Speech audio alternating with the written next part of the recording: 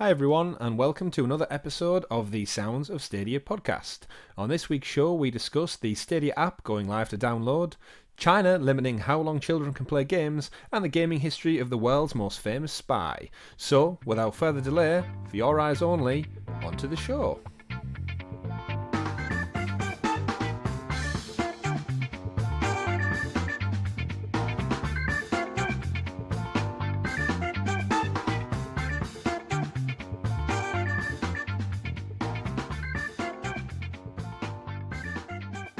The name's Stadia, Sounds of Stadia, and welcome to episode 007 of the Sounds of Stadia podcast. Director, can we get a do-over? No, that's how I'm starting it. The name's Stadia, Sounds of Stadia. We hope you've all had a great week of gaming and you're ready for some Stadia chatter. So for your eyes only, let me introduce you to my co-host this week. I'd like to welcome back the man with the golden gun, the techie teacher. Does he have 3 nipples? Who knows? Mr. Thomas. What? The man with the golden gun. Oh, right. 3 nipples. Okay. Scaramanga, that's who you are. Hello there, Scaramanga. Exactly. That's supposed to be Sean Connery impression. Do you have 3 nipples, Tom? Last time I checked, 1, 2... Yeah, we're good. We're good. Good to know you need to check to know that answer, but yeah, welcome. And our other fellow co-host, the man in the bowler hat, the man made it from many pixels, my little odd job, Richie. Hello. If you've noticed, I've took some time to actually write the intro this week. I'm not just winging it this. I've dedicated for the record, James Bond characters. Me and Tom did not know about this, so we're sorry. Yeah, so one is Scaramanga, one is Oddjob today, and I'll just be James Bond himself. Naturally. I need to buy myself a bowler hat. You do, you really do. Well, you've got a party at the weekend that a bowler hat would probably fit into as well, so that could be fun. So yes, Richie, welcome as well. I hope you've both had good weeks. How in the living daylights are you both, gentlemen? I can't take it seriously anymore. There's a few more. You're both good though. You're both good, yeah. Oh yeah, if not, hopefully my rousing introduction has spanned you onto a good podcast this week. We've got bringing some good energy, because we're actually recording in the evening now. So we've actually had a good couple of hours being awake, and we've had some food and stuff. Hopefully, so we're not as tired as we usually are when we record it. I'm not anyway. Fantastic. So without further ado to a kill, let's crack on.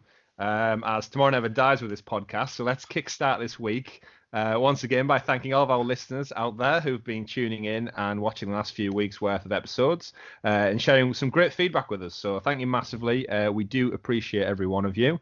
If you're new to the show, remember you can find all of our activity over on Twitter at Sounds of Stadia, where this week we actually had some fantastic interaction from our friends over on the official Google Stadia account. We've caught someone's eye over there, but yeah, we had a good little bit of back and forth this week over the countdown to launch, and we shared our love for GIFs and the masterpiece of cinema that is Total Recall, which isn't a James Bond movie, but could definitely be a James Bond title for a movie, I reckon.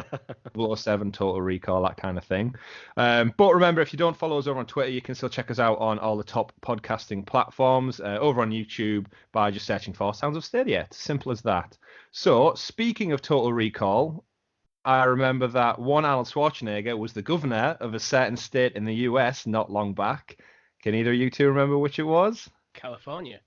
That is correct, That would Richie. be California, Chris. That is correct, Arnold.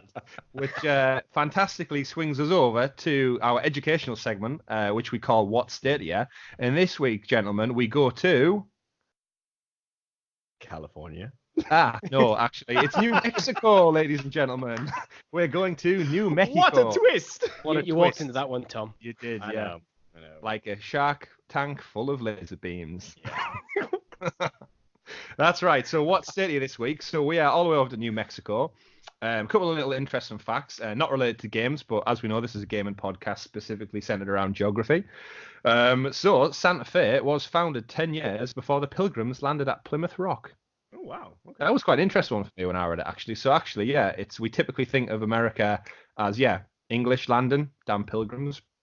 But no, Spanish were there in New Mexico in 1610. So actually a hell of a lot longer than the Mayflower arrived. Surprise, surprise. Who knew? Another good one is the first atomic bomb was exploded in New Mexico. So before they went over and hit Japan, They tested it out on their very own soil, as anyone smart would do. So yeah, New Mexico in 1945 was hit with an atomic bomb designated in the desert. Who knows what's out there now? It's definitely a scene from some kind of horror movie, I'm sure. It's ticking over in the desert. And a fun one, which I had a little giggle at when I did read, of course, do my long, in-depth research into New Mexico. Idiots are not allowed to vote in New Mexico. Idiots are not allowed. So what makes you categorically classed as So an idiot? this is actually one of those, those old rules that actually probably should have been updated by now. So it officially bars idiots from voting in the New Mexico Constitution. Keep in mind, back in the day, the term idiot referred to those suffering from some mental illness. Okay. So it's not actually idiot as you would define when you call your friend something when he does something a bit stupid. But no, this is actually someone with a mental illness. So unfortunately, they weren't allowed to vote. But I believe it's been updated. They're also not allowed to run for office. Okay. Okay, yeah, it does sound like it needs to be updated, to be honest. The more you know. Vote or run for office. And back to our animal theme, back in with that cash milk. Hey, bring it back. It's the money milk from the cash cow. Google cash cow, the money milk. Money milk from the cash cow. New Mexico has more cows than people. Okay. So yeah. So under 20 people per square mile, and there's around 14,000 ranches covering about 60% of the state. Nice. So never short for a steak then. Oh, certainly not. Apparently they only have most of their roads are dirt roads as well. Okay. So, but yeah, there's some interesting facts there about New Mexico. A funny thing I did see this week, though, and not relating to necessarily geography and running for office and voting and such, Donald Trump said he was going to help fund the wall on the borders of Colorado this week or last week. I thought on Twitter. And it doesn't border with Mexico, though, does it? No, it borders New Mexico, but not Mexico, the country he's trying to keep people out of. Maybe he's just abandoning New Mexico. So all that steak. Give it Once back. Again, President Trump showing his credentials there. So no wall. Don't know who's going to pay for that. The cows, maybe. That cash. Didn't he want Mexico to pay for it? Yeah, but New Mexico to pay for a wall between Colorado and New Mexico.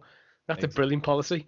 Hey, why not? Why not? So, speaking of the lovely state of New Mexico, then, interesting facts aside, can you gentlemen think of any games that have featured New Mexico? Going back to the thing we started off last week, if you'd remembered. Absolutely. So, yeah, absolutely. Really? New Mexico. I only managed to find a few, so if you've got one off the top of your head, I'll be impressed. Straight off the top of my head, this is one that I don't think Richie has played. PC title, very famous. Steam game made by Valve. Oh, Richie, any guesses? Not quite. Half-Life. Half-Life, you are correct. Half-Life is set in New Mexico. Every single title in the Half-Life series is set in New Mexico. You are correct, Tom. Well done. I'm potentially not wrong with Portal, though. It is a shared universe. Yeah. Big universe, though. That's, to be honest with you, though, Chris, that's probably the only one that I'm aware of. So. That's a good shout. There's a few that follow similar trends. Okay. It's very westernized. So, have you got any, Richie? Got any in that bag? I don't know. I was thinking there's probably some like UFO games with it being the site of Roswell. Oh, see, that's you'd think so. I don't have you'd think anything. so. So you've got nothing in that bowler hat to pull out. No. Nothing. Right, okay, so I'll give you a few. Then very few. The ones that were unheard of. There was like a few simulator games and such based on farming and that. But I thought I'll stick with actual titles you probably heard of, not some random PC ones. Call of Juarez. Okay. The gunslinger ones. Yeah. I think two iterations of those were on there. The game Gun, which was also a Western style, I believe. Never paid attention to where they were set. Gun, yeah. I don't think they overly mention them. Yeah. Obviously, Half-Life, Roswell. Wolfenstein 2, The New Colossus. Have you played that one yet, Richie? I didn't. I played through one, really enjoyed it, but then I was like, okay, I'm done. Yeah, not the whole game, but there is a segment apparently in Roswell. But yeah, I really thought, Tom, there would be loads of games centered around there's got to be like X-Files games from days ago. The list I looked into didn't have them, but Wolfenstein 2, Half-Life, Call of Juarez. And there was one again, Richie, I think you went for it last week on Grand Theft Auto. Red Dead Redemption 2. There's a lot of people who believe that the New Austin area of Red Dead Redemption is based on New Mexico. But again, it's an alternate kind of spoof take on it rather than being a direct copy. Well, I would assume New Austin would be a play on Austin, Texas, so it'll be set in Texas. Yeah, maybe. But again, Mixture of two. I looked at a few bits and pieces to get an idea, and it was because again, it borders Mexico, so it's right down there, whereas Texas is a little bit too far. But we all know game maps; they don't really scale up or down very well in terms of. I think what's the Ubisoft racing it? The Crew that was supposed to be the entire of the United States. No one's telling me the map's that big. I haven't played it, but I can't imagine it scales up very well to the entirety of the United States. I guess some of these states that you're going to come to at a point that they're going to be quite like few and far between in terms of the games that are set there. But I'm quite find it quite interesting actually going through these more like lesser focused states compared to New York, because it'll be cool to really test ourselves with it. Yeah, when we go back and do the quiz of the year in the January episodes, and we call back and see how much we've all remembered, and especially me, who's probably deleted the doc of the information that I type, organized, see if I actually remember it. But yeah, so to keep it Stadia centric, a good quick segue there hopefully is that a giant open world that's scaled up to all these states.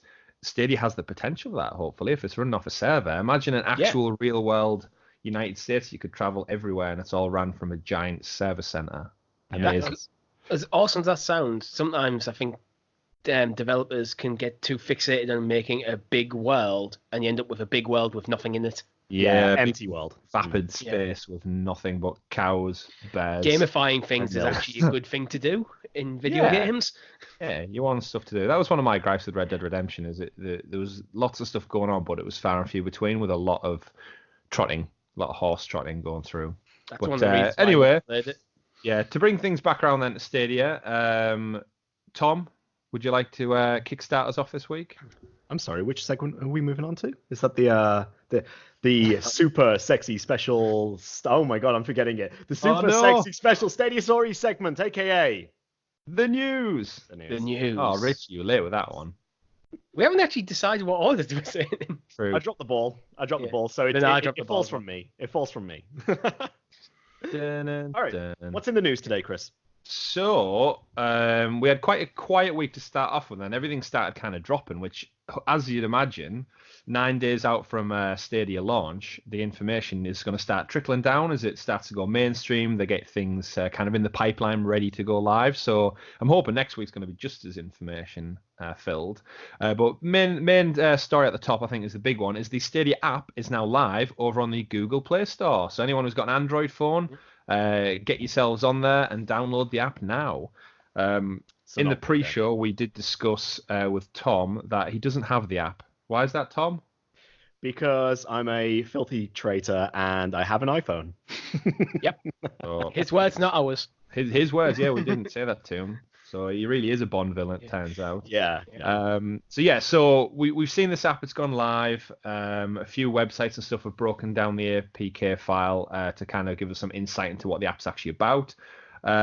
First quick thoughts, Richie. You've jumped on and used it. Obviously, it's very limited at the moment to what we can do, but yeah, I mean, I've installed the app and I've got up to the point where I can enter my invite code. So I don't really have any huge thoughts on how the app works at the moment because I can't use it. Yeah, it's what I expected. The logo is on the icon for the app. It boots up and asks you which Gmail account you want to log into, which proves our theory last week that we thought it was going to have some kind of Gmail integration.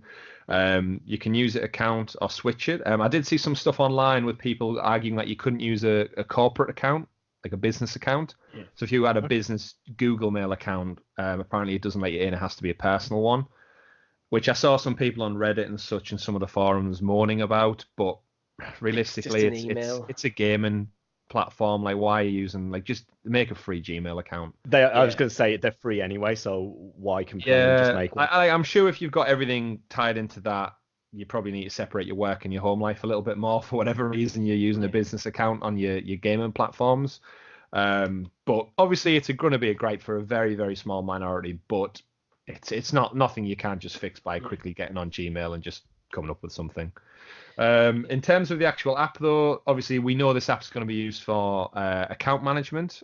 You mentioned before on the pre-show, Richie, that if you had the Google Pixel, it's going to potentially launch a Stadia kind of browser for playing the games. As we know, it's exclusive. You'd think it would have some kind of exclusive integration. But as far as we're concerned, and hopefully Tom, I'd imagine it's going to be out on iOS within the week. You'd expect there's probably just a few more certification hoops that they need to jump through on iOS. Yeah, we hope so. There's not going to be a barrier there because if you look at it, there's infinite Google apps available on iOS because they're quite open platform. You can get all the docs, the Excel counterparts, Google Search, Lens, Translate, and all the usual ones are available. So I don't think it's going to be an issue. I just think it's a case of if not when. Yeah, to be fair, Google didn't actually announce the app. People found it, and then Google commented after.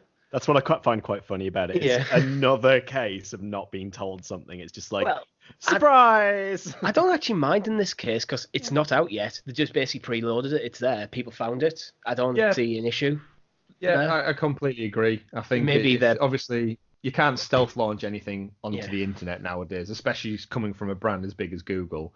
People are always going to get wind of it. But I'd imagine, there'll be a big announcement, obviously come launch when they start marketing it fully. But for the time being, I think the app's out in the wild now. You're very limited as to what we can do. I've seen people on forums suddenly start saying that they've got their invite code and they're in and they're all lying to you. People trying to stir the pot a little bit. There's some bad Photoshop jobs out there. Yeah, there really has been. But there's the reality some quite funny ones as well. Yeah, but the reality is, the app's live, great. Come the day when you get your email with your code, we'll obviously see a little bit more. Hopefully there might be a tutorial video that's going to come out to kind of accommodate it. But they have done a deep dive into the actual app itself. Did either of you two gentlemen look into the actual file reports and see what we dug out of it? Can't say I have, no. I read a bit, but I think it's quite techie. So Tom, this might be better for you to read than me. I'll take a look. There's some interesting stuff in there. It's stuff like initially straight off the bat, one of them was the Google Assistant is going to be featured in the app. It's going to be integral into it, which anyone who's got an Android phone will be familiar that it's built into it. It's just like Siri. It's just like Alexa and all the other variants. Goddamn Bixby on the Samsung phones. It's just like that. Essentially, there's going to be option. We knew it was going to be integrated because the Stadia controller actually has a Google Assistant button as well. So it's basically going to be voice integration for maybe launch Assassin's Creed. Hey Google, launch Assassin's Creed. Hey Google, record that screenshot, save the game, whatever it may be. It's going to be dictated by voice, as a lot of our smart tech is nowadays. Anyone who's got an Alexa or a Google Home or a Nest Home will be familiar with it. I assume that's going to link by extension to your Google Home then. Yeah, I'd imagine it's going to be hey so, Google. Load Stadia on the bedroom TV, and if you've got a Chromecast stick in that TV, bang, it's going to be there for you without having to plug anything in. Quite handy for me because I've got a few Chromecasts around the house, so it'll be quite easy to just jump in without maybe having to use the app. The app's going to be used to obviously manage this and get Stadia up and running on a Chromecast. So if I can do that by voice, it's just an extra step that I don't need to worry about. Well, you can walk into your living room and go, "Hey Google, turn on Stadia," and there it is in front of you. Yeah. Load up Assassin's Creed, all I need to do is turn the TV on, if I've got a smart TV. All is good. Another thing, aside from the Stadia, is Chromecast Ultra got a firmware update as well. Again, they've just drilled into the app's actual file details, so a lot of it is techie. To be honest, I'd recommend anyone interested in this, just go to 9to5google.com and give the article a read. It's definitely worthwhile. It's quite a lot in there, various different things. Yeah, but the one caveat I want to put in there is they do say this is the current version of the app as it is, and there's probably going to be an update soon. They won't patch. Obviously, it's in there, but it's going to update come launch. Some of it is locked off, so there's specific kind of detail in there that says it's not available yet, which again, once it goes live, it could all change come the 19th. One of them was potential crossplay. So it was in there again saying that that it says that it was the games that allow players to play on different video games hardware simultaneously. What that means, it could just be a spare line of code. It could tie in with Destiny being one of the launch games. We just don't know yet until all this stuff goes live. The thing is, hardware as well could mean anything from playing with PlayStation and Xbox users to someone playing on the Pixel, someone playing on the Chromecast. That's what my thought went to as well, right there. Is it actually are we talking cross brand, or are we talking literally cross device? We don't know. It's literally just one line of text in the APK file. APK, it literally is as though you're just going to read the HTML on a website and you're getting kind of these little snippets that don't mean anything detached from the actual visual aids, but as lines of dialogue, you can kind of extrapolate what we can speculate about what we think it might be.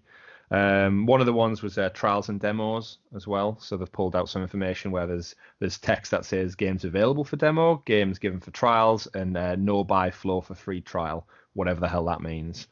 I haven't got a clue. Again, this is probably going to be just in with if you see a video on YouTube or you see a video on Stadia or you want to play a game, they could just drop you into the server for a time limit. That's the benefit of you not having to download anything. You could just jump in and play it for 5-10 minutes, and then they can kick you out when your time's up. It'd be nice to see. It'd be nice to see. It reminds me a bit of, I used to have a Resident Evil 2, the original Resident Evil 2 demo. I think you had like 2 or 3 hours. It's effectively the entire game was there by the time limit. Play as much as you want, get as far as you can, and once it gets to 2 hours, you're done. A real speedrun challenge then. Yeah, I think there is probably people who speed run that. That wouldn't some surprise glitches me. and things, but yeah. I smell a YouTube video series, gents. Oh yes. I'm we've not all a got speedrunner, fun. so. Yeah, we've all got fond memories of demo discs anyway. So if they're bringing demos back, all the better. And again, if everything is going to be a la carte, available on a digital storefront, you're going to need something to entice people in, because the reality is there isn't going to be that hands-on demo you're going to get at your supermarket or at the shops or anywhere like that. So yeah, surely a couple of small demos will do them well. I do like the idea of a timed demo, because if you demo a game, instead of having a random snippet of the game, you just start, play for a couple of hours and go, actually, I like this game, I'll buy it, and just continue. But yeah, I mean, if you think about the architecture once again, it's already in place. The game's already there on the server, so it makes it so much like easier to set up. Really, you just load up the same game software and then just literally just put a timestamp on it and say like, right, after 10 minutes, stop. It just shuts down. It just says, right, that's it. Demo's expired. Cheers for playing. Thank you for playing. Do you want to buy it? Yes or no? Get out of here. Yeah, certainly. Maybe not that mean. Get lost. Buy our game now. You never know. You never know. Another point that dragged from the article was the Founders Badge, which we knew was coming. We speculated over that on some of the screenshots that dropped at the Made by Google event. It looks like alongside your gamer tag, there's going to be a little cluster of stars as a Founders Badge. Oh, yeah, thanks, there's a Google. bit more to that actually, on this Founders Badge section, because they say Founders editions will get given the opportunity to register a unique Stadia name, which the Founders Badge will be displayed next to. Non-founders, includes the Premier Edition, will be just getting a number. So I wonder if this is your account information, and then your display name is separate. Okay. So, Richie, do you have any experience using Battle.net, like for Blizzard games at all? Not recently, but I used to play World of Warcraft during Lich King, so quite a while ago now. Battle.net by Blizzard, to run, it's their launcher that lets you run all of their games through it. They have a similar system where you've got your account sort of name, like a gamer tag essentially, but every single one of them comes with like a hashtag number after it, and that makes it more like a unique ID that someone can refer to you to.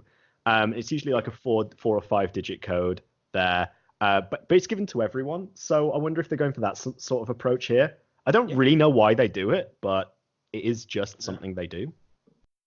But looking at the screenshots right now, I do see next to the Founders Badge, you've got like the profile in the middle with the Founders icon, but the ones above and below it have got that hashtag ... That'll be the number, yeah. Yeah. All right. Okay. So as Founders, I get a unique whatever you want. So we don't have a number, perhaps. Yeah, we have a name instead. Yeah. We're a person. Yeah. We have feelings I too. am not a number. You non-founders are just a number on the spreadsheet. We're acknowledged as people. So another interesting one was, they had controller detection was also found in the source code. So they found a point that referenced Sony, Nintendo, Yeti, and generic, which presumably is just obviously all controllers work and keyboard and mouse. So I'd guess this is where the app is going to search for controller detection, and it's going to pick out what particular item that you're using, and it's going to line your controls up alongside that. Yeah, I imagine a lot of this is fair. I'd imagine a lot of this is overlay stuff. Yeah, pretty much. I was just questioning actually what Yeti actually was, but I've just thrown it into Google and I've just seen that Google actually have a page. It's also known as the abominable snowman. Okay. All right. Just in case you're going to go down that Google rabbit hole, I'll save you the time. Okay, so it is actually like they've got their own patent on another controller by the looks of things. Ooh. The Yeti controller. Is that for people with big hands, do you think? Maybe. We'll find out. Mabes. I did. Mabes. Don't. Oh, Don't Mabes. go there. Yeah,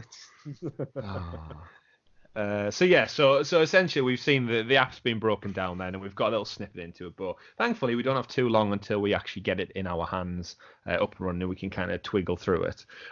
In terms of the app itself, is there anything you two are particularly looking for to get from it? I'd like to be able to see friends on it and just be able to sort of like message through the app as well as through the the UI. So actually, just with you saying that, it's reminded me that I did read somewhere regarding voice chat and such with it. It's going to be ran through the app, but there's also going to be an option of text chat. Did you say running voice chat through the app? Yeah, hello like Nintendo. As an option. Yeah, no one likes that. But again, as an option, it's fine. As an option, especially. Fine. Again, if you're like launching it on like a Google Pixel through the app, then that's where you want your voice chat. So yeah, if you are limited to what you've got at your disposal, but in terms of it, what I found quite interesting, said it was going to create group conversations. So it's actually going to be a bit like Discord, I'd imagine, where everyone who's playing the game in that party, you're also going to have the option to send text as opposed to just voice chat. Which I think could be quite handy on a mobile app, because I'm sure we've all been there on PlayStation, Xbox, and Nintendo and such, where you can't really type that quick using a controller with an on-screen QWERTY keyboard layout. Whereas if you've just got your phone in the palm of your hand or sat on the chair next to you, it's really easy to quickly pick that up when someone maybe drops offline, or they're being really quiet, or the microphone's not working, to just jump in and text message them, essentially. Yeah, I mean, the PS4... It's something really simple, but... The PS4 second screen app does that quite well with letting you type in any area where you can actually type on screen. But I like the idea of being able to like manage the social aspect of my gaming as well through the app. So like if I load up a game and I see like my mates on the app or in a party, I could just hit join on there, and immediately in Stadia, I'm in the party, and I could just, with my controller, headset plugged into it, or wireless, or however we were going to do it, just be there. Like I don't have to go through menus and doing it. I could literally do it from my phone. I kind of want my the app on my laptop now, because quite often I'll have my laptop on the coffee table when I'm playing on my PlayStation. Yeah. So I have things like WhatsApp open, any social medias open there. So this could be a good way of like, text chat. I'll have the app open with whatever party I'm in on. So while I'm playing, I've just got like literally an actual keyboard in front of me. Yeah, certainly. And I'm sure Google are looking at that, because if it is running on an actual desktop PC or a laptop, having it run from purely a Chrome browser seems like a lazy effort to kind of promote your own brand. You would want them to be in almost like their own launch system. Even when you download things like Steam and stuff and the Epic Store, you still have that kind of shopfront launcher downloaded. So it would make sense for it. It wouldn't be too difficult to do, to migrate them across. And you're right, Richie. I think built on Chrome. Yeah, even if it is just in Chrome, I'd make it look differently. Yeah, I'd hate to think Stadia becomes something where you literally just open up your internet browser and type in googleStadia.com, and that just seems like a really rudimental way of getting you into a multi-million server Google like database of games. It just seems like a really cheap way of doing it. Yeah, it seems as professional as I'd want. It does. It seems a little bit cheap, that sort of approach there, because there's no sort of like user interface to go with. If you just go with the browser, it's just the browser. It would not be nice to have some sort of app to go with. Yeah, it's just as boring as a website. It's like it needs that big, like I want that logo to pop up with a splash of color and it to say whatever the Stadia sound effect is, and log in, and then all my game history pops up in my library. I want to see it be quite dynamic. I don't want to be to see a static browser with just, hi Chris, log in here, sign in, type done, and I'm in checking my emails alongside my games. It's not what I want. You know what? I kind of want that. Do you ever pin like apps that you use quite often on the laptop or desktop onto like the taskbar? Yeah. I want that Stadia logo on there. Yeah. Yeah, because we've paid money for it. Yeah. And I'd like that. I want it to be front and center of like, I've got the PlayStation app currently on my, I think, second window on my phone screen, because it's easy for when I jump in, I want to check the daily sales, or I want to check a trophy really quickly when I'm talking about it with friends. I want to check who's online. It's just really easy, and I want it to be that digital. It seems as though the whole point of Stadia is it's launching in the 21st century, utilizing everything it's learned before from its predecessors and putting it into practice. So yeah, I'd love it to be a big digital storefront across all platforms. That's nice, colourful and modern. Excellent. Yeah. So, I think another couple of stories we had this week come from IGN because it looks like they've got on the Stadia bandwagon finally, and they've got a bunch of IGN Firsts, which is their kind of like exclusive looks into. So they do a lot of games and stuff. It's very rare, obviously, that they get to do a console launch, but they do a focused deep dive on certain aspects. So there's been a couple of videos trickle out this week. The first of which was combined kind of Stadia latency and how it works. And they had someone from their tech department come out, and it's about a 3-4 minute video. It's not too long, but it's well worth a watch because it gives you a good insight into how it works and the whole purpose of why they believed it was real. Did anyone get a chance to give that video a view? I'll give it a quick watch. Yeah, With same. with the latency stuff, there was a lot of talk on the internet before about it predicting your inputs. This goes in a bit more in depth on how that works, where effectively they predict lots of different potential outcomes and pretty much pre-calculate the potential results from that. So as soon as you hit the button, they're going at the next thing in the tree. So rather than waiting for your input, then calculate ahead, then input and calculate ahead, they're just preloading loads of different ones, and then to massively reduce latency. So the calculations are already done. As soon as they get the input, you just go. Yeah, and it cycles back around again to like the power of the server really being able to do that. Because if you imagine your computer at home or your console at home, it just doesn't have the processing power to be able to make all of those calculations. So the whole point, of being able to do that is that they have the firepower behind the scenes to do it. It's as simple as that. But it is just imagine a tree. Here's where you start. Here are all of the different things you can do, and it's just like choose your own adventure in a strange way. It's like going down lots of different paths. That's in a nutshell how it's going to work. It's like a multiverse of game outcomes. Like in one area of the multiverse, I turned left. In the other area, I turned right. Then there's just multiple variations of my choice of direction. And in the next one, we've got Spider-Man 2099. Yeah. So, Exactly. Yeah, all getting processed within like a fraction of a second, which, like you said, Tom, it's a testament to how well they've got this running. But that's going to save on latency massively because it's already been calculated and thought out and programmed in. And I read an interesting article earlier this year, and it was actually from the Assassin's Creed Odyssey team, and they were basically, it was one of the catch-up videos to the kind of fan base community, and they were talking about how they render everything, and when what you see on your computer screen, you don't really ever think about it, but all of the stuff behind your character off screen that you don't see doesn't exist in that moment. You'll literally have that cone worth of vision, like Metal Gear Solid radar map, where you're only seeing what's in front of you. Nothing slightly to the right off of your character's peripheral or to the left even exists in code. It's not there until you rotate to the right, and then the game processes and creates it. And it's really weird because obviously we all come from a world where our surroundings are 360. We were aware of them, but when you play a game, I think we forget the processing power and the kind of the coding that goes into creating this infinite world generating within a fraction of a second. It's almost to the philosophical in a way. It is, isn't it? Yeah, like we all know that no one's in the room with us right now. Everything behind me right now is that. Is it? Like I can see it, but is that my brain just processing what I can see, what should be behind me? We live in a matrix, guys. It's a simulation. Right. Well, you guys can see what's behind me. Is it real? I don't know anymore. Yeah, it's really weird. But the fact that they came out and said that it's planning for those eight variables, or if not more. It's just using technology to its advantage, and that's crazy. It's super cool as well. It's just a lot of tricks, really. Like it's depth of field as well. The thing's further away, they'll render low poly versions of the object, and as you get closer, they'll slowly increase the polygon count to make it look better. That sounds like my vision. Yeah. As well. Yeah. Welcome to real life. Yeah. It really is, but I just think it's really interesting to dive into, and I'm really glad they're starting to do these videos and kind of get out there a bit more detail about the tech, because then everybody, I feel like, who's done all these YouTube videos of slandering Stadia and pretty much writing it off before it's even a thing, these little kind of big interviews and discussions around how the tech actually works, people look at it and they can no longer say, oh, it's witchcraft, because we've actually got feasible examples that. Yeah, you've explained it, but I think some people are just, again, adverse to change. They can't comprehend that without having a console in the living room, how it's going to do it, how it's going to work.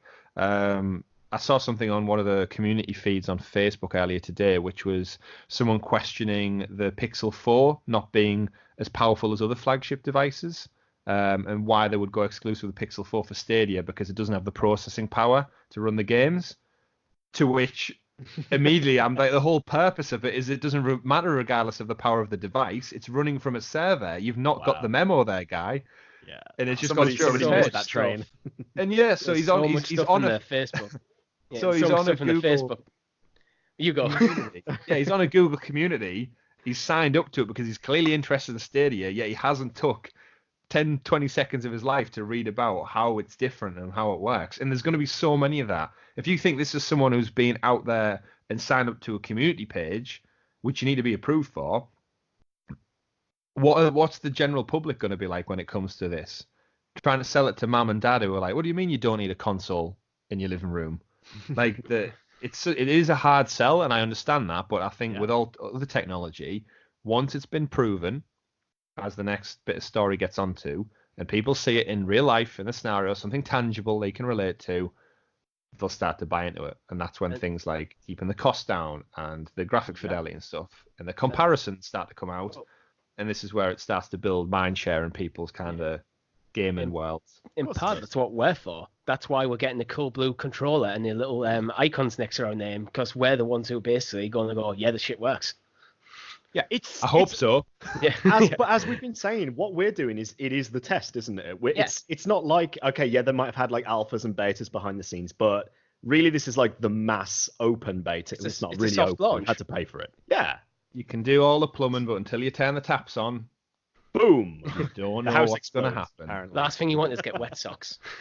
Nobody wants wet socks. On a quick segue of that right there as well, we'll get some more Wet information. socks. Yeah, wet socks. No, the news story. On a quick segue, we've got an AMA upcoming as well on Reddit with the director of products over at Stadia as well. So we might get some more answers about the actual tech and all that sort of stuff from there too. But I know we've got on Reddit, for anyone who's on the subreddit r/Stadia as well, we've got and there's a nice rep over there, Grace from Google, who's she's very forthcoming with her answers, and she's even said things like, we know you're asking all questions about delivery and all that sort of shit as well here, so we are going to answer them, but just wait till Wednesday. So hopefully come Wednesday we'll have a lot more info. We'll have to send one of our reporters down to that AMA. Shall do.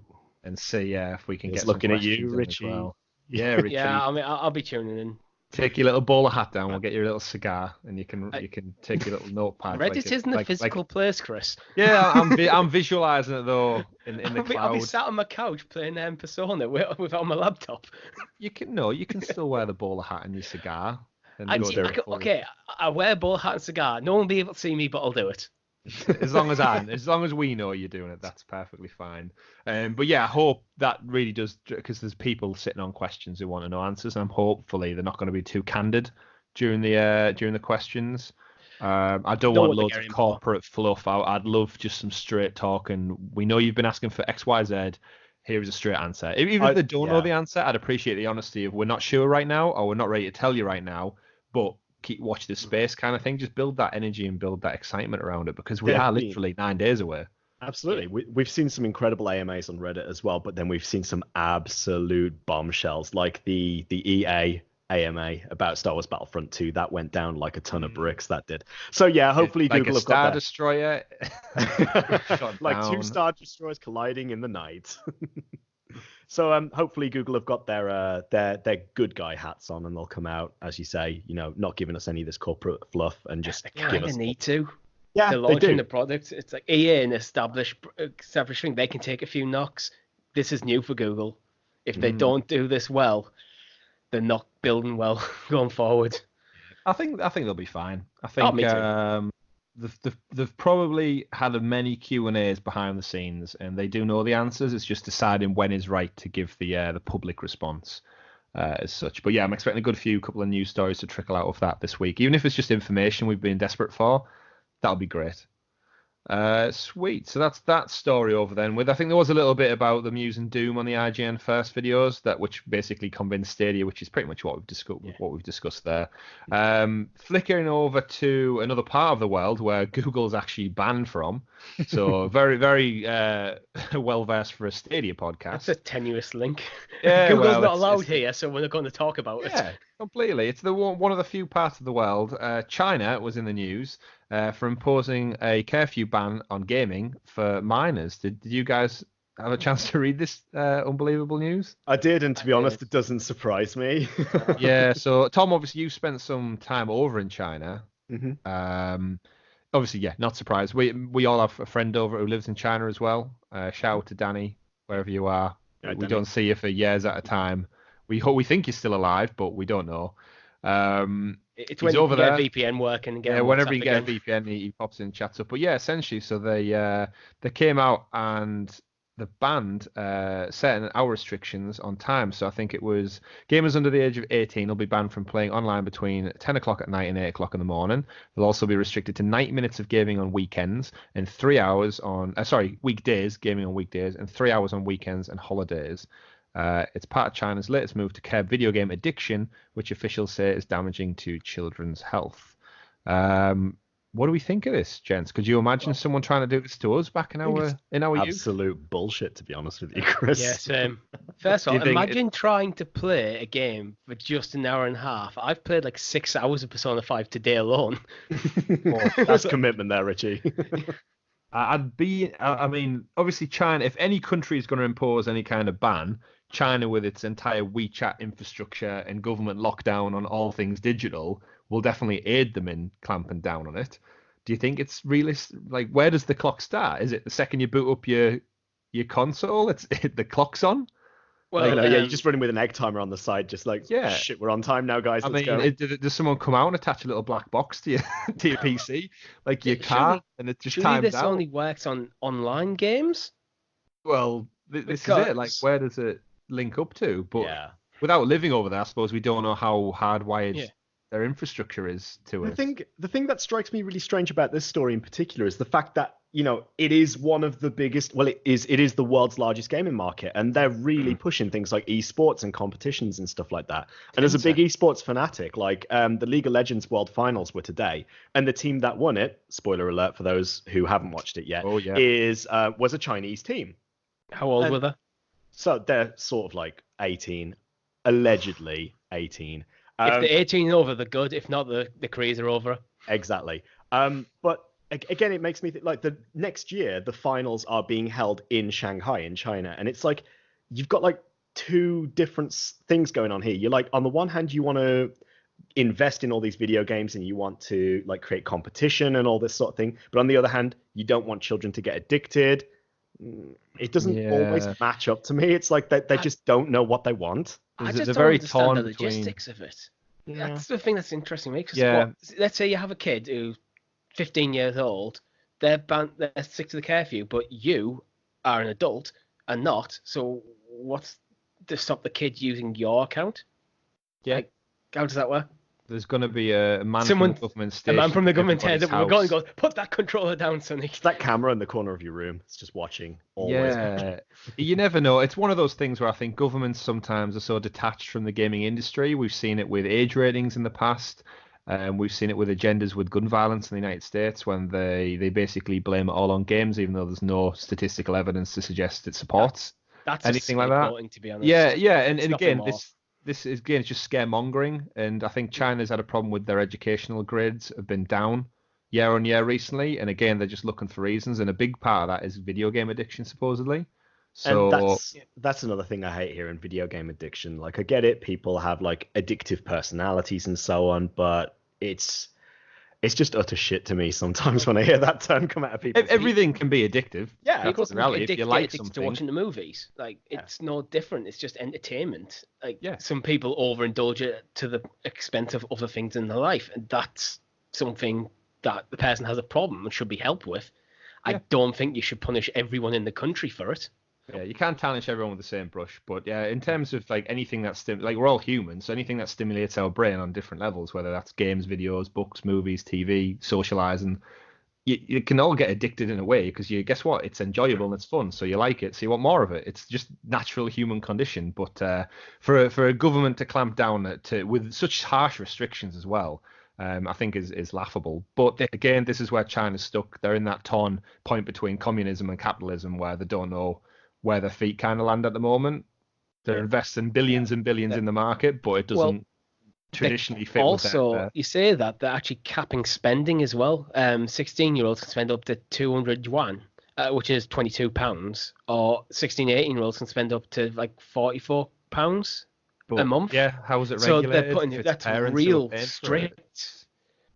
What if a new game It's comes so, out, yeah. 50 quid? You can't buy it if you're under 18. Yeah, it's so particular. It's unfathomable. And again, half the people who probably make these calls have never played a game in their life, so Yeah. that just shows it all. Sweet. So moving away from China, then we'll move back to the rest of the world who isn't controlled by WeChat, and we'll look at PlayStation's Jim Ryan discuss the future of having the edge over Stadia. So he basically came out and just basically was running through all things Sony. They've had a bit of a shake-up this week with people leaving and new job hires and such. Jim Ryan came out and basically said that they've got stuff in their pipeline to compete with Stadia, and he feels like they've got an advantage, whether it's exclusive games or not. But he just seems quietly confident, which I'm not surprised. I mean, they are the front runner at the moment, over 100 million PS4s sold, and they've got their exclusives, they've got the studios. And I think he was just posed a few questions around the threat that Stadia brings in cloud gaming. And obviously, we don't know much about Sony's kind of plans for this, but they're not daft. This is my issue with this statement, to be honest, that it just seems him boasting. It's like nothing he said is incorrect. But it's like, oh, yeah, we're great. Well, tell us about what your plans are then. Yeah, it's just mind games. It happens all the time. Us. Like, you say you've got something better in the pipeline than Stadia. What is this? Yeah, but do you not just think that he's waiting to see how Stadia does? Like, why show all your cards when he only has to wait another week and a half before Stadia either does really well or it doesn't. It lands like a lead balloon. So then don't make a statement now. It just seems a bit. If he's asked about it, again, we've just said about we want Stadia to be open and honest. So I'd rather he said something as opposed to just we're not ready to talk about that at the moment.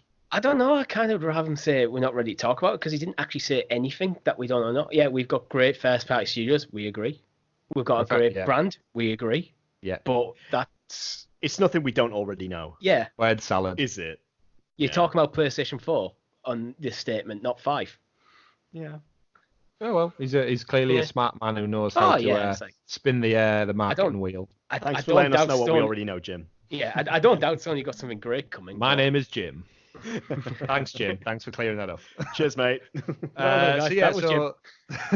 that brings us to a wrap on some little news stories this week. We had obviously lots of news articles out there. Definitely chase them up and read into them a little bit.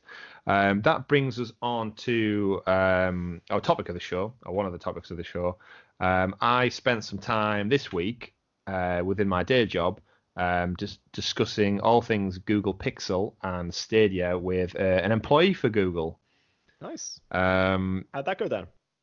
Not as well as I expected. Do tell us more. I haven't told you to yet, so I don't know. Did you think it was going to be positive? Yes, actually. I don't know. No. So basically, I had some time spent with an employee of Google who was out doing some marketing research regarding the launch of Pixel and how well it had landed, what the uptake from consumers were, what its general consensus around design, feedback, pricing, all the kind of usual market research that goes on. So you're talking full-on Google lanyard, badge, jumper, hoodie, everything on brand.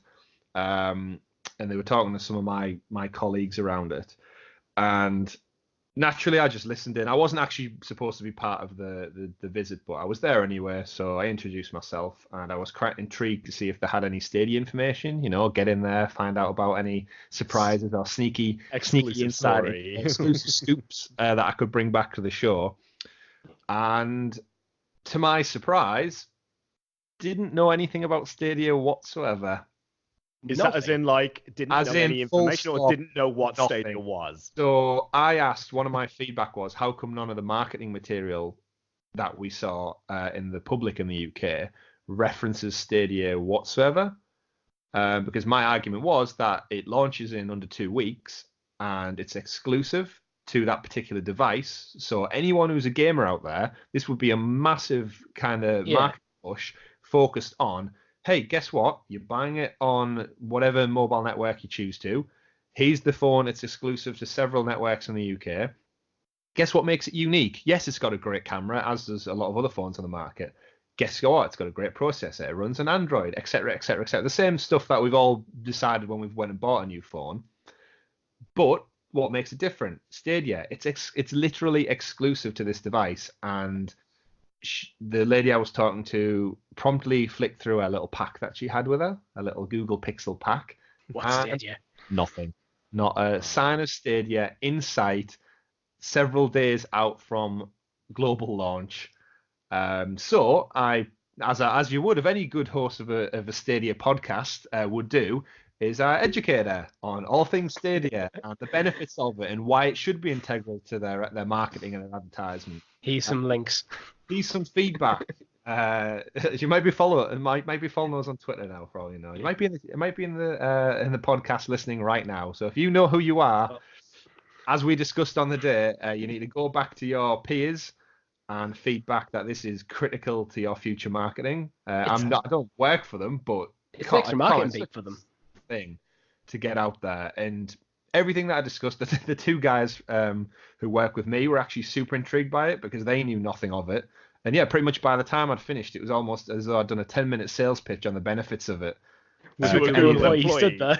Almost with a Google, to a point where I'd done such a good job that we actually exchanged lanyards. I actually managed to get a Google branded lanyard out of her because it was such a detailed conversation. But to the credit again, it's just an employee, a big cog in the wheel. So no disrespect to the employee themselves. No. They were very astute at the job and they did the market research accordingly. But my disappointment, obviously someone who's very integrated in the Google ecosystem and as an investor in the Stadia Founders Pack, very, very disappointed that their employees who were out there to do this research had no clue about Stadia whatsoever. And for me, that was just a telling endorsement of potentially what it's going to be like pushing this out to the public. If their employees don't know, their business partners in the UK don't know, what's the general public going to think? It does feel like a bit of a miss when Pixel has just launched. Why not? Here's an extra thing for salespeople on the ground in phone stores up and down the country. Here's an extra thing that you can use to push this. Google Stadia is exclusive to these for the time being. It's a competitive market, and the reality is this is their fourth iteration of the Pixel phone. And what makes this one more unique than any versions of it prior in previous years is that, guess what? In a month's time, it's going to be the only place you can play AAA games on your device without killing the phone. In fact, you can't. So it doesn't matter. It's literally the only place to play them. I'm trying to think there. I was like, oh, you could go. You can't. It's literally the only place you can go cloud-based and play these games on your mobile device, exclusive. I feel we need to rally up all of our listeners. Guys, get together. We need to get this message back to at Google Stadia, however we do it. I think we need to get this feedback to them because either they're unaware of this sort of discrepancy, this lost memo, or they don't care. I can't imagine them not caring. Well, this is the worry. This could be Google's internal thing. So Google is a huge corporation. Stadia is one small wing of it. Maybe it's just a case of the Stadia team and the Pixel team not communicating well enough. But I know it shouldn't be considered a small part of the team if they want to launch a successful product. This should be everybody should know about it. If it was going live to all Android, fair enough. It's not a unique selling point. But the fact that they're out there trying to promote this new product that's less than a month old, and one of the key pillars isn't being spoke about in their briefs, or it's not even in their pack. That's the word. It's not even a footnote in their pack. What in the How launch are my colleagues supposed to know about that? How is the general public supposed to know about that? And it just had me a bit worried in terms of marketing. But don't get me wrong, I give it my all. I give it all the honest feedback and all the detailed description of the benefits of Stadia and why it should be the key selling point for the Google Pixel, aside from the amazing camera that it's got. You did the best you could do. I really did, yeah. Aside from taking a badge offer and going to work on behalf of Google, which, if you're listening out there, successful podcast. Headhunters. Running. But no, he could sell snow to Eskimos. it may all change, hopefully, in the next couple of weeks when it does go live. But yeah, from a personal example I had this week, I was just a bit surprised. Yeah, I would be as well. Especially considering Stadia was talked about in the Pixel 4 event that they had not the other month. Yeah, Stadia was there. They're marketing these things together. Well, yeah, that's it for me. When she showed up in all of her Google gear, I thought this is the first time I'm going to have some hands-on discussional time with a Google employee and talk about Stadia without having to. Obviously, I've spoke to friends and family and colleagues and stuff over the last couple of weeks and months, with very different levels of interest or knowledge. But seeing someone come in employed by Google, I just thought, oh, this is the first time I'm going to be able to talk one-on-one about all these amazing upcoming things, aside from you two on the podcast, which we talk about. I'm actually going to have some really good, honest feedback from another employee. And the fact that I was hit with a brick wall of nothing it was a bit downheartening for me at the moment. But then Stops obviously, tracks, doesn't it? Really? It'll get fed back, no doubt, because I'm sure if their generic feedback they're getting from all over the country is the phone looks great, the price is good, people seem to like the color, and then this individual comes back with an entire spreadsheet worth of Stadia information. I'm hoping it's going to climb its way up the ladder to some degree. But anyway, rant over. I'm finished. Hopefully I'll come across some more in the next coming weeks, and we'll get a bit of an update from how it's going. Because remember, it launches in 9 days, so you like to think they're all in they're going to be in the briefing rooms end of next week, ready to go live with all these questions that they're going to be asked up and down about anything. Because I presume it's going to be on sale in places like PC World, Curry's. You're going to be able to pick up your controllers eventually on the high. So absolutely. Someone needs to get out and brief these teams on what the hell it is. I know all the Chromebooks have them, and all the phones have them, so all the TVs have reps, so we'll see. Right. Any questions on that, gents, or have I covered it all off in detail? I think it's quite interesting. You've got that there? Yeah, I'm really interested to see how they sort of address this, to be honest with you. Like, I'm honestly sort of like waiting with bated breath for these next 9 days and just sort of figuring out like what the hell is gonna happen. It's going to be an interesting one. This Reddit AMA is going to be very interesting. Yeah. Magic. Excellent. So that is it on the Stadia specific chat this week. We'll move over to question time, and we've got one question in honor of it being 007 episode 007? Yeah, 007 episode. Don't know why I said it like that. Doing things backwards even when it's not necessary now. I wanted to know what your favorite James Bond gaming moments are. So I did a bit of a dive into the history of James Bond games because I've got some very fond memories that go right back to the very first one, which was GoldenEye on the Nintendo 64. I'm sure we've all played that before. Classic. Very fond memories. Any that stand out for you too? GoldenEye, basically. Yeah, I was going to say it's one of the best games on the N64, and it was fairly early in its life cycle as well. That game was amazing.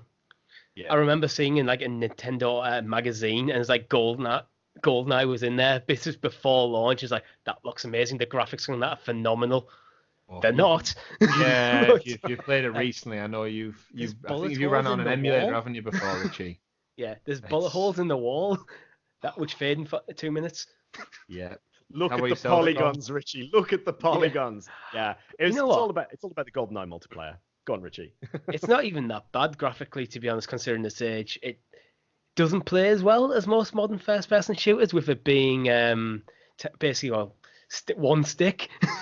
You can't it's just all auto aim. Isn't the AK-47 literally just like holding a pipe in your hand? There's no actual definition on the shape of the gun, or it doesn't counter in any movement. It's literally just a straight. I was going to say, Mike, you could see the auto aim as the gun moved around.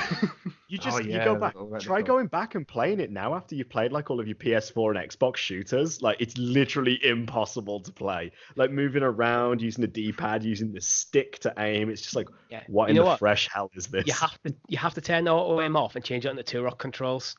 At least then you're using the C buttons as you move, and you're using the stick to aim. So it's a half step towards what we used to.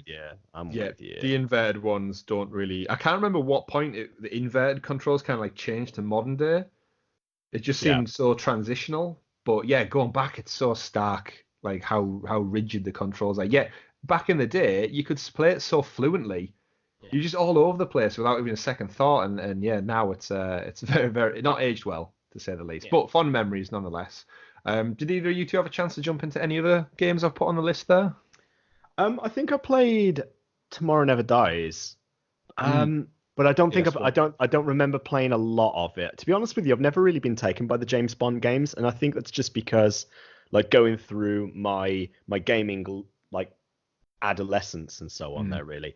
It sort of just like went over my head a bit. I was always interested in certain titles, and the James Bond games, while I love the movies, just didn't really care for them or didn't have the space for them. I've got some really good memories of them, but I think a lot of for mine comes from the multiplayer aspect on them. This is obviously before the Call of Duties and stuff of the world took over multiplayer massively. Yeah. For me, obviously, GoldenEye was huge. 4-player split screen with my cousins and friends and stuff was fantastic. I did have James Bond for the OG Game Boy back in '98. That was a top-down kind of Zelda-esque, go through loads of rooms, figure out puzzles, get your weapons and stuff. But it was very basic. I remember you bringing that in the school one day. I've still got it, I think. I still actually have the cartridge kicking around somewhere. Toy day in school or something, you brought your Game Boy in. I think I had Pokemon in mine, you had James Bond in yours. That was a good day. In a rucksack full of batteries because you needed them. Yeah. But no, I remember Tomorrow Never Dies for the PlayStation. I remember Well There's Not Enough. The big ones that got me is when it switched up to PS2. Agent Under Fire, we've actually played that, Richie, recently around mine, if you can remember. It's the first game that they had where they didn't have the facial likeness of Pierce Brosnan, so they just basically designed a generic white guy. White guy, dark hair. Well, we just thought, going back and playing it was so hilarious, because obviously Bond's campy and cheesy when it comes to the things and such, but every single time we finished any kind of objective, no matter how big or small, it would play the James Bond dun, dun, like successful noise. When you were doing things like just opening a door or unlocking a car, and it would just play it as though you've achieved some like massive success. It was just hilarious. We played through the first couple of levels once we got used to the controls, and it was a really good throwback, but just an all-around bad game. But what I do especially remember is in the multiplayer, you could turn gravity off. And you could also have a grappling gun, so you could essentially float around the multiplayer map using a grappling gun, essentially, to kind of move to navigate your way around. And it was so funny. Not as good as DK mode and GoldenEye though. No, not quite as good as that. But yeah, then moving on, I had Nightfire as well, which did have Pierce Brosnan's likeness and had a bit more of a better contained storyline. Just another shooter, essentially. But for me, the biggest one that I pull out of this list is one of my favorites is Everything or Nothing. On the PS2, because this was the first time they'd branched off from the movie tie-ins. So this was a story specifically wrote by the guy who wrote GoldenEye. It had Pierce Brosnan's likeness. It had Judi Dench in there as well. It had William Dafoe as the bad guy. It had its own theme tune, and it had the Bond girl who was, I forget her name, but she was the one in American Pie, Nadia in American Pie. I forgot what the actress is called. But she was in it as the Bond girl. It had its opening cinematic with tanks and everything, and it's really, really a good game. It's third person, so that went from the first person perspective. Really good story. It was sponsored by Porsche because all his vehicles are Porsche in it, so out was the Aston Martin. But yeah, you had traversal down the side of buildings as they're exploding. You had racing on a bike. There was one moment you had to try and catch it with a train on a motorbike, and as the train goes over a bridge and the bike goes down and falls into the canyon, Bond does the Bond sound effect and grabs onto it. But yeah, Willem Dafoe's the bad guy, man. That's like great. Imagine that in a modern graphics engine with that cast. Yeah. And officially set up. So I loved it. It was great. And then unfortunately, they moved on to reboot GoldenEye for the PS2 with Rogue Agent and messed everything up. Yeah. To be fair, we are talking about an era of games where every time a popular movie was coming out, there would be a tie-in game, and they were usually pretty rubbish. Yeah, like licensed tie-ins always were. Yeah. So yeah, GoldenEye Rogue Agent followed, unfortunately. That put a bit of a dent in it. Then they had some genius marketing department thought, we'll go back and do From Russia with Love using Sean Connery's likeness. Because that's what you need 30 years detached from the original. Yeah, that's what everyone's expecting in the market, isn't it?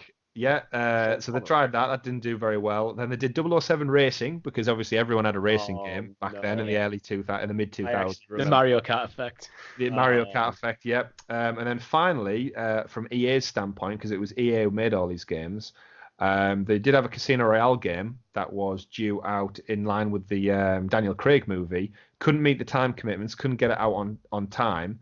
Scheduling wise, so they scrapped it, which led to MGM actually losing quite a lot of money in the millions in licensing fees, which meant EA basically backed away from doing franchise games and focused more on their own IP. That's quite a dick move that MGM lost out because EA cancelled the game. It depends where the marketing agreements were, I suppose. If they owed them a game as part of their contract and then they couldn't meet it on time, then yeah, money gets lost. shareholders want their cut from what they agreed to, and yeah, that's how it goes. So EA backed out. Activision took over. They used their Call of Duty engine, I believe it was, to do Quantum of Solace for the next movie. And Terrible film. Yeah, terrible film, and the game didn't do that well either. But then they did GoldenEye 007 for the Nintendo Wii, which was again another GoldenEye trying to get that nostalgic vibe. I briefly played that before on the Wii, and that came out in the wrong hardware. It's not the same. Yeah, goddamn nunchucks. Right. And then yeah, just to wrap things up, it was Bloodstone 007, which was a unique story with Daniel Craig's likeness, trying to kind of go off the everything or nothing vibe in Call of Duty's engine again. Okay. And then 007 Legends, which was it was a game designed on about 5 different stories from across the Bond era, so all the movies, new movies, kind of put them into one big game, and again it kind of floundered. And then Activision also decided to focus more on their own IP and did not want to promote other people's franchises. And that brings us to a close on Bond games, although I'm no doubt there's a million mobile games spin-offs and stuff. Yeah. But yeah, give me a good James Bond game. I'm ready for it. An original, though. An original James Bond game. With Pierce Brosnan, because he's the best one, in my opinion. I like the Daniel. I like Daniel Craig. Yeah. Some of his movies were hit or miss. I don't think it's necessarily his fault. Yeah. No, definitely. But yeah, for me, GoldenEye's always got a special place in my heart. Yeah, same. For obvious reasons. Absolutely. Theme tune, bad guy, Sean Bean. Shout out to Sean Bean. We didn't mention him in last week's episode, 006. Rest in peace. But definitely. Sorry, mate. Sorry. But yeah, it had it all. It had it all. Dead like in everything else. So that brings us to pretty much a wrap up on this week's episode. We'll skip the Game of Shame list, I think, this week because we spoke about a lot of shameful James Bond games there. So that'll kind of fill that bracket for this week. What have we been playing, gentlemen? I know it's been quite a short week in terms of new releases and such that we've personally been interested in. Richie, you mentioned you've been plugging some hours away into... Yeah, because I've been kind of, for the last month, between games, not really wanting to invest anything with knowing I'm investing in Stadia. Yeah. And, well, PlayStation Now brought out Persona 5 as one of its temporary games for, I think it's up to, February. So I thought, yeah, it's a game I'm interested in. Let's jump in it, give it a go. Excellent. So Persona's always one that I haven't really had that much attention on, but I know it gets a lot of praise. Yeah, that's it. I like JRPGs, but most of my experience with them is either Pokemon or Final Fantasy. Yeah, I've actually seen the Persona 5 anime before. That was pretty cool. So I thought that's why it's been a bit on my radar, but just never got round to it. And with it being on PlayStation Now, I thought, well, let's give it a go. Might be worth you, if you really like 5 as well, go back and try 3 and 4 as well. If you played either of those before. No. This is my first experience with Persona. Yeah. So 3 was the first one I played, and just sequentially just followed through with 4 and 5. But I love them. I'm like you. I'm a big anime fan. I like JRPGs. It's cool. I like it. Yeah. I feel like there's a lot to do with it, and sort of when I'm playing through the Persona games, it's one of these things that I feel like I've got lots to try to keep to on a schedule. But there's so many different endings and ways things can go that it's just fun to play through. Just willy-nilly. I feel like I'm 12 hours in at the moment and I'm still getting tutorial messages and I feel like I haven't touched the surface, so I get when people say it's a meaty game. It's trying to manage all those character relationships as well, and trying to be at certain places on certain days with certain items. It gets quite tedious, but it's still hella fun. I haven't got that far yet, but it's starting to drop feed them in. Yeah, it sounds like you've committed yourself, Richie, for the winter months. To the long 80, 90-hour campaign that's going to be Persona 5. I myself have been playing... I played Mario Kart with some colleagues this week. Kicked their ass, which I was worried about because leading up to it, I was quite confident. And then I thought they'd never played it before, but no, it turns out they used to play it all the time. So I had these immediate moments of anxiety before I played, but no, fest every time. No worries, no doubts.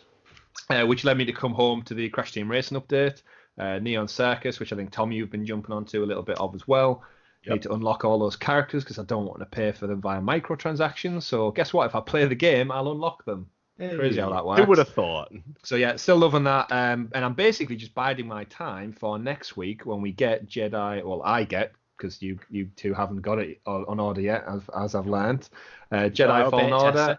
I'm the beta tester. I don't care. It's Star Wars. I'm hyped. Give me that lightsaber. And Tom, what have you been touching this week? Like you, I'll say playing, touching sounds weird. Yeah. We know you're engaged now, so it should only be one answer. Yeah, that's true. So yeah, like you, Crash Team Racing, Neon Circus. It's been a lot of fun. Nice new track, enjoying it. New characters and all of that stuff as well. Not sure if I'm starting to feel the burn on it a little bit with like GP after GP after GP. Like I get it, cool, new stuff is getting added and we're constantly getting to unlock new things. But I am starting to feel like it's becoming a grind now. And when games start to become like, you got to do this every week, that's when I start to feel like the fun's going a bit now. I'm at the point where I'm doing it for the main character that comes out because they seem to be the flagpole ones and they're the characters I remember. Personally, this month's Koala Kong, I felt like should have been in it from the base game anyway. Yeah. But now they finally get around. I'm literally just trying to bank these in my own catalogue. So when I have friends around for party nights and stuff, and we do a couple of races, there's that list of characters that everyone can jump into. Yeah. That's the literal reason I'm doing it. I'm not doing it for any personal victory points or anything. So yeah, I'll get Koala Kong in the bank and I'll jump out. I won't push it to the limit. No, Like I said, I'm starting to feel that fatigue a little bit now. Yeah, I think the past few GPs I've been going as a bit of a try hard on it as well and just trying to unlock everything. And now I'm at the point where I'm almost feeling like I don't care so much. Like I still like it, but yeah, we'll go for it. Other thing I've been playing is Ring Fit Adventure on the Switch, which is the fitness stroke RPG game because I'm a fat piece of shit and I need to get ready for my wedding. So, ready for your wedding? Ready for my wedding. I've never heard of that before. What do you do? So you've got this. It's like the next. Stream it. Oh God. Perhaps if you're lucky. So you get two accessories. You get like a leg strap that you can put one of the Joy-Cons in, and you get this giant rubber ring as well that you can fit another one in. The idea is that the leg strap with the Joy-Con in it can track your leg movements, and the other one on the ring can track things like compression, pulling it apart, just like position, whether it's like facing down based on the gyrometer. And you have to, it's almost like a conveyor belt type game, but you have to physically run through levels and fight monsters in a Dragon Quest style fighting sort of game where you've got the enemies in front of you and you have different fitness moves. Like there could be things like overhead presses to squats to like leg raises on the floor. And when you do those exercises, you're actually attacking the enemy by using them. And they're all color coordinated. So you've got like enemies with like strengths and weaknesses. So you have to try and like, again, strategically pick what you use against them. But as far as it goes, it sounds like, oh, it's another fitness game, but I'm actually having a hell of a good time with it. It's really fun. If I was an enemy in a dungeon and I saw you run up to me and just start doing some leg raises, I'd fuck off. Yeah, run for the hills. This guy's really weird. Fun. It's really, really fun. Like it actually does sound it. Yeah, it's worth checking out on YouTube. It's Ring Fit Adventure. It came out like end of October, sort of mid-end of October, but yeah, having a blast with it. But I got to lose weight. I like playing games. Yeah, you gamify it. That's the best way to do it. Exactly. Beat Saber's fantastic for that. You feel like a sweaty hot mess when you finish doing a few songs in that. Yeah, still waiting for that invite. Well, anytime. Excellent. So that, I think, brings us to a wrap on our fitness adventures for this week. And also the show, because once again, ladies and gentlemen, we have gone over on our time. I think this again is the longest. Usually is. It's just going to keep happening until we end up doing. We just want to deliver you with premium content. That's it. Premium quality content for absolutely free. So once again, thank you for all spending your time with us this week on the 007 podcast. Remember, if you'd like to support us a little bit more and give us the future cash milk to do future content and keep this podcast it's money milk. Podding. It's not. It's cash milk.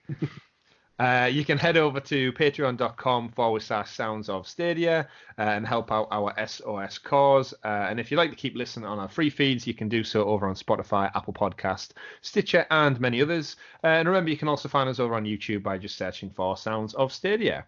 Enjoy your final week, ladies and gentlemen, without Stadia. That's right. It's the final week without it in the pipeline. You'll hear from us soon. So from Russia with Love, I've been Chris. The spy who loved me has been Tom. And our very own little quantum of solace over there has been Richie. We've been Sounds of Stadia. Thank you very much for listening. Catch you next week. Goodbye. Dr. No. You just thrown the only one you know in at the end. Doctor No.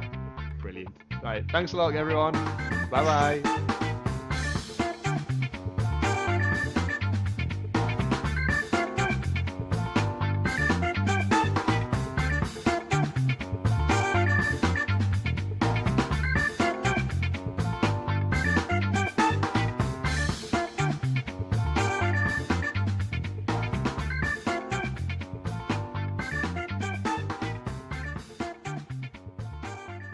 Sounds of Stadia will return.